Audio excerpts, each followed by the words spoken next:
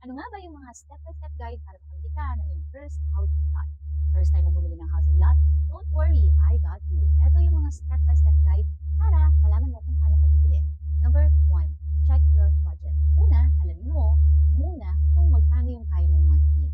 Hindi lang to dapat reservation fee. Isipin mo yung monthly amortization. Step 2, choose the right location. Piliin mo kung accessible, flood-free, at malapit sa work, school, or business. Step 3, prepare requirements kung employed ka.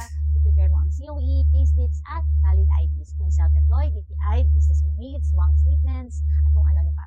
Step 4, reserve the unit. Kapag nakapili ka na, magbabayad ka na ng reservation fee para masecure mo yung unit na gusto mo.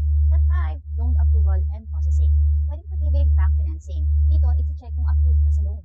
Step 6, move in na yan. After approval and completion ng payments, ito-turn over na yan. And congratulations, homeowner ka na. Gusto mo ma-check kung qualified ka? Comment home or message me for free assessment. Happy selling!